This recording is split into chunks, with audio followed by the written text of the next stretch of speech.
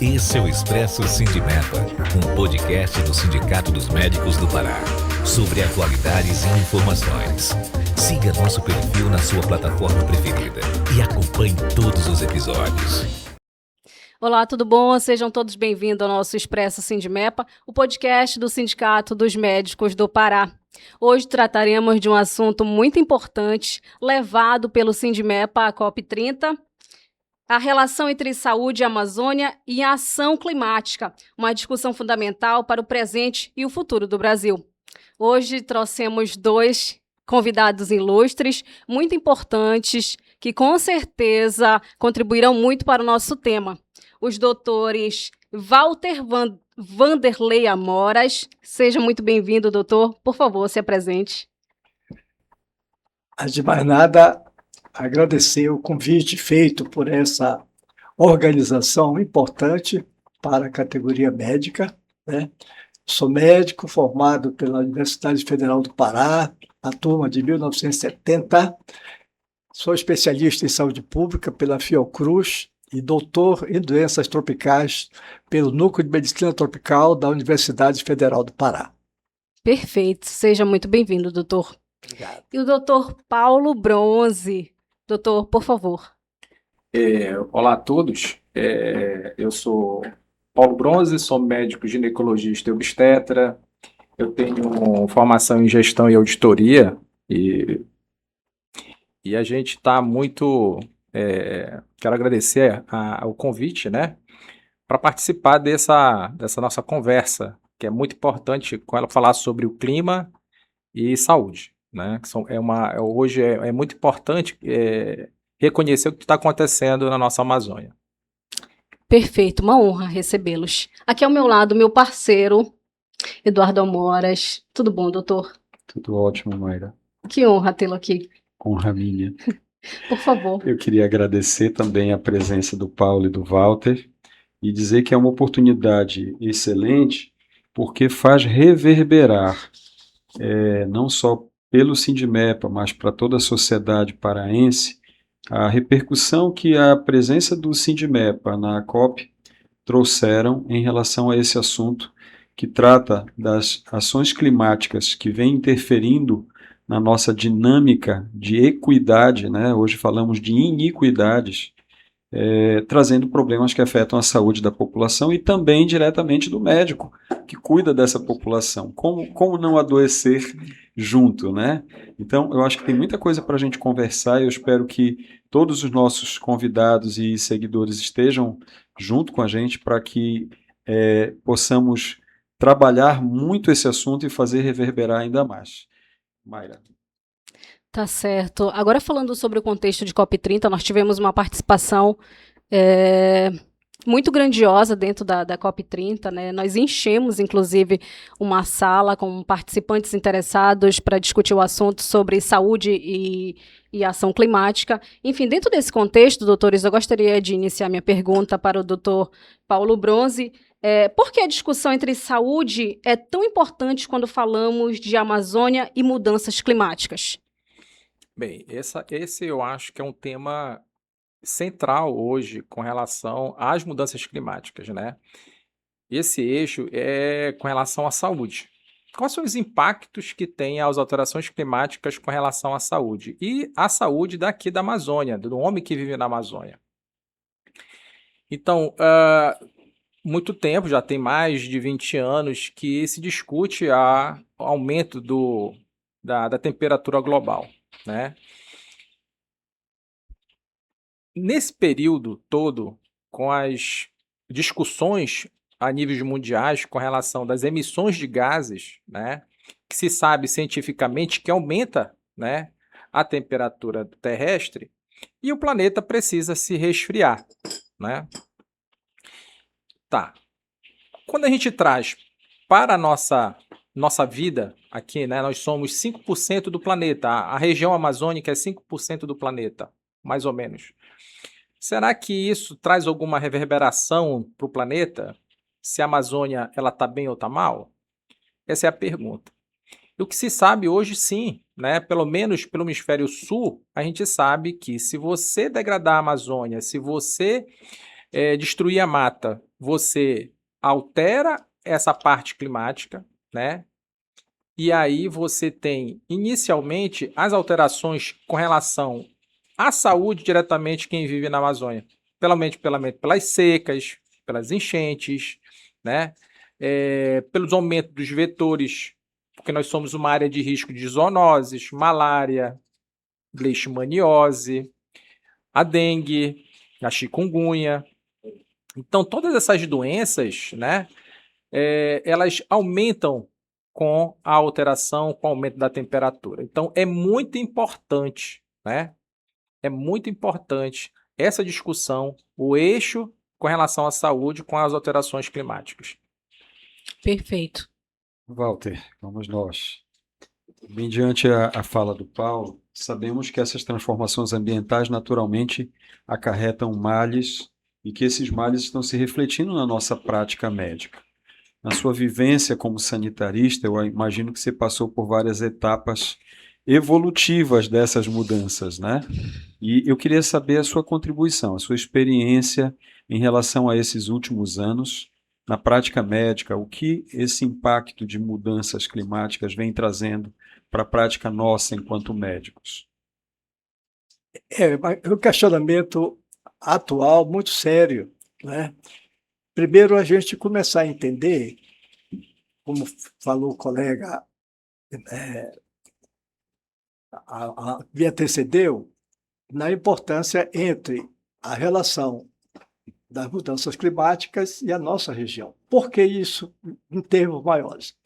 Porque a biodiversidade, que é imensa na nossa região, né, até porque nós temos a Amazônia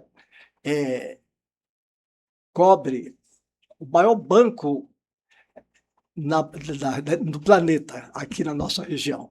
E, por outro lado, vai repercutir nas populações das mais diversas, principalmente as vulneráveis, com os povos originários, os ribeirinhos, os nossos extrativistas, seringueiros, castanheiros, né? Principalmente esse, além daqueles que moram, que são povos também vulneráveis nas periferias dos centros urbanos. E além daquilo que a mudança climática vai afetar de uma maneira muito direta, que é o nosso ecossistema. O ecossistema, ao ser afetado, ele altera toda a estrutura epidemiológica das doenças, principalmente aquelas que são transmitidas por vetores, né? Com malária, como o colega que me antecedeu já falou, como a questão principalmente da dengue nos últimos tempos. E é importante que se coloque de que, por exemplo, a malária. Por que a malária? Que na medida que você tem essa transformação no ecossistema, você tem um aumento dos criadouros do anófilis, que é o transmissor da malária. E, por outro lado, a forma como os projetos econômicos na região amazônica, principalmente na questão do garimpo, dos garimpos ilegais, entre outros, né, você tem o aumento dos focos da doença, da própria malária, né, além da repercussão que vai acontecer, principalmente em termos das doenças respiratórias, da questão dos grupos de crianças gestantes afetadas por fumaça, resultante das queimadas, e vai por aí. Então, é muito importante que a gente tenha esta noção, esse entendimento, porque a nossa região, na verdade, precisa ser muito bem protegida, porque ela vive a seguinte tragédia. No mesmo momento que ela é agredida através de desmatamento, de pessoas em busca econômicas voraz, sem controle, né? A Amazônia também, ao ser preservada, ela representa um foco de defesa do próprio organismo, e com isso que vai repercutir na saúde dessas populações, principalmente as mais vulneráveis. Perfeito. Queria colaborar, Mayra. Perfeito, fique à vontade, doutor. Hoje com as queimadas, por exemplo, que são cada vez mais frequentes, a gente tem liberação de micropartículas com tamanho inferior a 2,5 micra. Isso faz com que a possibilidade de doenças respiratórias graves aumente e, inclusive, das malformações congênitas fetais. A gente fez uma pesquisa recente, e esse trabalho foi apresentado agora, no mês passado, na nossa Fundação Santa Casa, sobre um aumento de quase 3 vezes o número de gestações levando à formação de fetos com malformações congênitas cirúrgicas. De 2020 para cá, nós tivemos 3 vezes o número maior que tínhamos nas décadas anteriores. E as explicações envolvem 3 situações. Uma, prematuridade, mães jovens, condições da gestação inadequadas. Então, nós temos a necessidade de formar centros regionais que possam dar um atendimento diferenciado, a evolução da telemedicina, porque se naquela condição mais distante você não tem acesso a um profissional, a um ultrassom, com um detalhamento maior, com um profissional que saiba talvez atender determinadas especificidades das doenças, ele com uma orientação à distância talvez tenha alguma facilidade. E o que a gente observa? A maior parte dessas crianças tem um desfecho desfavorável, mesmo operado num centro de referência, com uma equipe bem treinada. Então, a gente está falando sim. Eu lembro que na COP30 o Lorival falou da pandemia de Covid, e eu não vejo muita diferença, fazendo uma análise comparativa, daquela pandemia de Covid para o que estamos vivendo. E que parece que o que está se falando não ecoa o suficiente para que as nossas autoridades tomem providências mais sérias ou acertadas, né? Queria contribuir falando sobre isso, que eu acho que é uma coisa que a gente precisa realmente ter um trabalho junto às nossas sociedades, junto aos nossos políticos, para que isso ganhe corpo realmente. Perfeito, doutor. Muito boa observação. Doutor Paulo Bronze, como a falta de infraestrutura e a distância entre as comunidades afetam a capacidade de enfrentar um impacto climático? Isso é uma pergunta importante. E a gente tem que resgatar, porque assim, a Amazônia ela tem dimensões continentais, né? Bem, o médico que trabalha no interior. Eu trabalhei um período no Marajó. Então, o Marajó ela tem de raio cerca de 700 quilômetros. Eu trabalhei num município chamado Chaves, no Marajó, que é contra a costa do Amapá, né? Então, ali as comunidades elas ficam nos rios, só que elas não ficam do lado do outro. Eles ficam assim, distante de alguns quilômetros. Né? Tem uma comunidade aqui, depois você anda mais algumas horas de barco para outra comunidade e assim vai. Então é pulverizado na ilha, né? No momento que tem algum impacto, né, com relação à parte climática, e eles são extremos, como é que eles sobrevivem, esses ribeirinhos? Pelo extrativismo, pesca, ou do açaí, ou do palmito. O que a gente percebe é que quando eles têm a parte econômica do palmito, eles são muito pobres, porque quem tem a renda é o dono da palmiteira, né? Quem é o dono da fábrica. Mas quem trabalha com açaí, ele já tem uma condição econômica melhor. Então, assim, é muito complicado só na região do Marajó, né? Quando houve em 2023, que teve uma seca bem ruim, 2023 ou 2022, que os rios secaram do Marajó. E a população, elas consome a água do rio, né? Na época da cólera, morreram muitas pessoas por falta de assistência, porque a cólera estava no rio. E eles eles tomavam água do rio. Nessa época, a terra rachou todas. E o que acontece? Eles têm que andar mais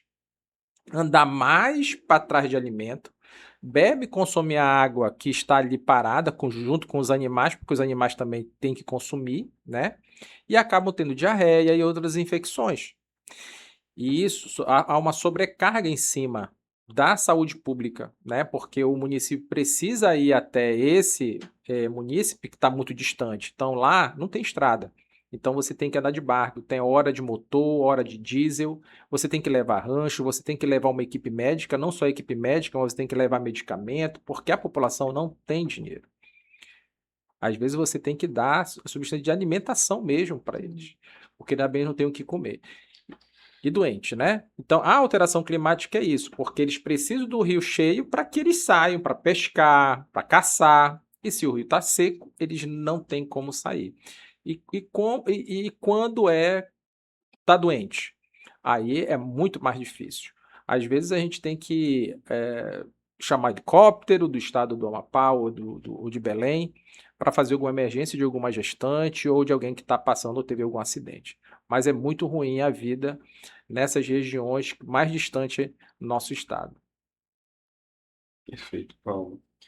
Doutor Walter, de que maneira essa desigualdade social vem potencializando esses riscos climáticos para a nossa população?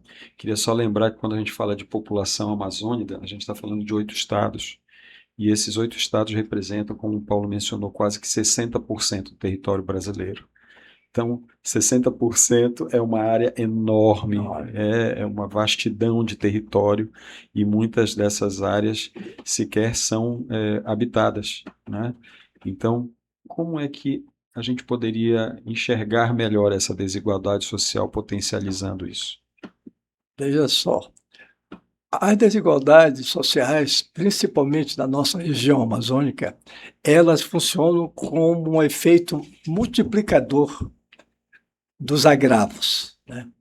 Dos agravos em função das condições que muitas das vezes essa população dispersa, como o colega Paulo colocou com muita propriedade, distribuída nessa imensa Amazônia que nós temos, que às vezes o acesso, o apoio só pode ser aéreo. Eu falo isso com muita propriedade porque eu servi na Força Aérea Brasileira e nós fazíamos muitas missões que nós chamávamos de misericórdia, lá no Alto Rio Negro, no Rio Içana, né, no Amazonas, lá na Serra do Cachimbo, lá em Cururu, no Tapajós e outros lugares. Então, isso é muito sério, porque que são determinadas populações vulneráveis que, por não ter acesso, por não ter infraestrutura nas suas localidades, dependem de um atendimento emergencial. E esse atendimento emergencial, muitas das vezes, é realizado pelas instituições e a Força Aérea fazia isso com muita capacidade, continua fazendo, através das missões que nós chamamos de Missões de Misericórdia, a MMI. Por que isso é importante saber? Porque muitas das vezes um acidente, um determinado tipo, isso sem considerar os impactos ainda da crise climática, né? Uma árvore que caiu, um trabalho da agricultura, uma série de questões que podem provocar isso, e são localidades que têm déficit, carência das unidades de saúde por não ter energia elétrica, não pode conservar vacinas, não tem insumos, e a infraestrutura precária. Então, isso é muito importante que a gente veja, até para que como reorganizar esse processo. Trabalhei algum tempo na Fundação CESP, né? Uma instituição que era vinculada ao Ministério da Saúde, mas que tinha uma outra proposta de trabalho, que nós trabalhávamos. Primeiro, os profissionais eram tempo integral, dedicação exclusiva. Segundo, a gente tinha que estar com a preparação e a competência de realizar toda uma série de atividades ligadas às mais diversas áreas da obstetrícia, da ginecologia, pediatria, vai por aí, que a gente chamava de tudologia, né? Generalista mesmo no sentido. E com isso também tivemos algumas oportunidades, como, por exemplo, à época ainda no território federal de Rondônia, né, que estava recebendo uma leva muito grande de imigrantes em função da BR-364 recém-aberta, né? Na época eu fui montar a diretoria do CESP lá em Rondônia, né? E pouco tempo depois tivemos que, por determinados problemas de governo, assumir também a secretaria.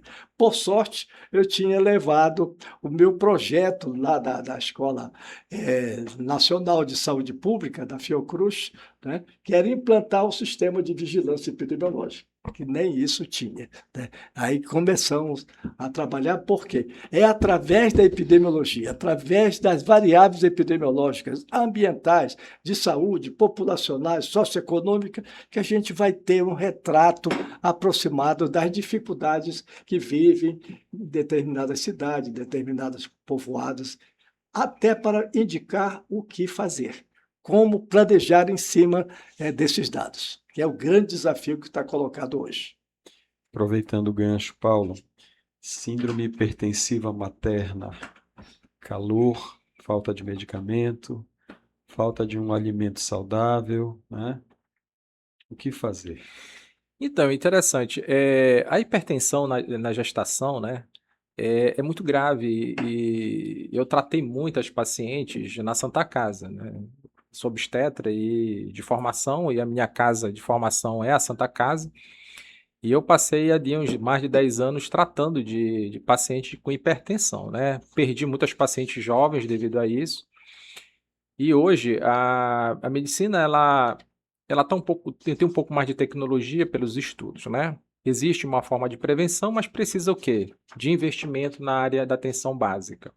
Precisa de um pré-natal com mais atenção. Mas o que a gente pode falar para nossas grávidas ou para as mulheres, né, que estão querendo engravidar? Não engravide com muito cedo, assim, com adolescente, né? Então, a melhor faixa etária para engravidar é depois de 18 anos. Evite o máximo possível de comidas com sal, né? Enlatados, embutidos. Por quê? Porque a mulher, e eu sempre falo isso para minhas pacientes de pré-natal, a mulher, os seus receptores, eles são mais ávidos, né? Então, não é igual uma mulher normal. Então, a mulher engravida, ela sente cheiros, gosto diferente, ela fica os sentidos mais aguçados. Então, os seus receptores, eles são muito sensíveis. Então, eles vão mais sensíveis ao sal, né? Sabendo que a gênese da pressão da mulher na gestação é a má inserção placentária. A má inserção placentária faz com que a mulher vá desenvolver pressão alta na gestação. E aí existe hoje exames, né, de primeiro trimestre para ver se as artérias estão comprometidas ou não. Existem medicações que você pode tomar para prevenir isso e mais as orientações. Evitar o sal, exercício físico regular, né, boa alimentação e com um bom, pelo menos, assistente pré-natal, né? Então, se for médico na unidade de saúde, pelo menos que passe com obstetra mesmo, pelo menos 2 vezes, no mínimo, seria na atenção básica, que isso é difícil de acontecer, né? Porque, às vezes, quando a gente detecta, já está vamos dizer, tá bem complicado para você reverter. Santa Casa reverte muito, mas tem coisas que a gente realmente perde por estar muito deteriorada a paciente. Ou quando não perde, perde o bebê, ou quando perde, perde a mãe, ou perde os dois. Essa explicação, ela exemplifica o que uma mãe grávida, numa região mais distante, sem todo esse aparato, deve enfrentar e como vai ser o desfecho em relação a isso. Há pouco, ano passado, tivemos uma área de seca grande, né, que colocou locais distantes ainda mais inacessíveis. Aí vem a fala do Walter, planejamento. Como planejar, como tratar desse paciente, como tratar dessas populações. Esse assunto ele é enorme, a gente adora falar dele, deu para ver que o quilate dos nossos convidados não poderia ser melhor, mas nós queríamos encerrar esse primeiro bloco agradecendo a participação do Paulo, do Walter e da minha companheira Mayra, convidar todos para pegarem o seu cafezinho e acompanhar o Expresso Sindimepa. No próximo bloco que a gente vai seguir com a discussão que é muito interessante. Um abraço a todos e até o próximo bloco. Olá, esse é o Expresso Sindimepa, um podcast do Sindicato dos Médicos do Pará, sobre atualidades e informações. Siga nosso perfil na sua plataforma preferida e acompanhe todos os episódios.